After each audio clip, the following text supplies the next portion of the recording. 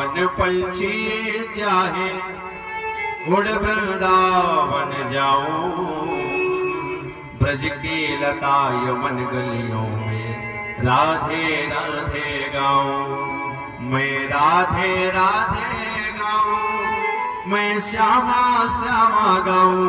मैं राधे राधे गाऊं, मैं श्यामा श्यामा गाऊं। सारे ब्रजवासी छकड़ों में सामान भर करके आज वृंदावन में पहुंच गए।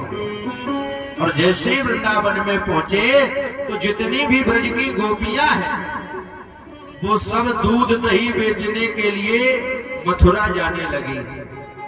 और शास्त्र कहता है कि ये दूध और पूत कभी बेचने नहीं चाहिए। और ये कलयुग का बड़ा भारी प्रभाव है जहां दूध और पूत दोनों ही बिक रहे हैं। अच्छा चलो दूध का तो बेचना चलो ठीक भी है, आप बेच दो, क्योंकि जिनके पास जानवर नहीं है वो बेचारे क्या खिलाएंगे क्या खाएंगे, उनको दूध की आवश्यकता है, तो आप बेच दो कोई बात नहीं। लेकिन ये पूत बेचने वाला मामला कहां से आ गया? आजकल ऐसा बढ़िया कार्यक्रम चल रहा है कि बिना पैसे के तो कोई विवाह करना ही नहीं चाहता। तो क्या जरूरी है कि आप पैसा लो तभी विवाह करो? नहीं नहीं, आज आपके चक्कर में, इस दहेज प्रथा के चक्कर में, इन दहेज मांगने वालों के चक्कर में लोग अपने घर में पुत्री होने पर उदास हो जाते हैं। किसी के जीवन में अगर 2 कन्याएं हो जाए तो उसका तो बीपी गड़बड़ हो जाता है। हे भगवान, अब 2 लड़कियां हो गई, कैसे होगा विवाह? विचित्र बात है।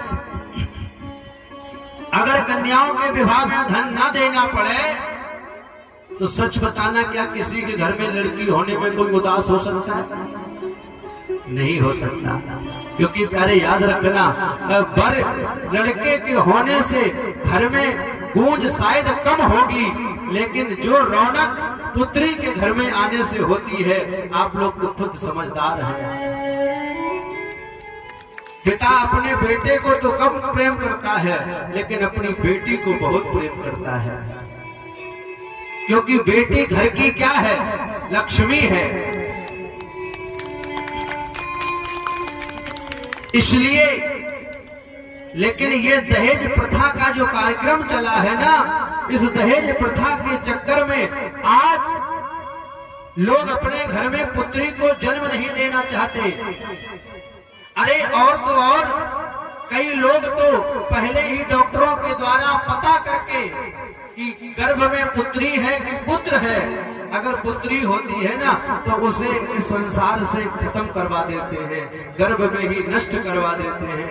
अच्छा सच बताना कि जब आपके हाथ में चोट लगती है, ए भैया, जब आपके हाथ में चोट लगती है तो बोलो दर्द होता है कि नहीं? कितना होता है? बहुत होता है, जिसको बताया नहीं जा सकता। और जिस कन्या को आपने उस गर्भ में मरवाया है, शायद आपको पता नहीं होगा, जब किसी भ्रूण को गर्भ में मारा जाता है तो उसको काट काट के निकाला जाता है। आप लोग एहसास करिए कि जब एक एक अंग काटा जाता होगा तो कितना दर्द होता होगा।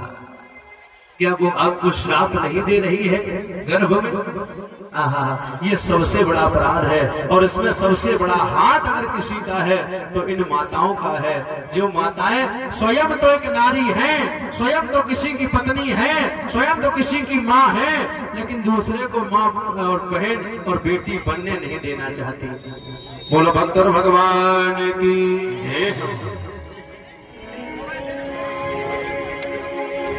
जय सिया राम, जय सिया राम।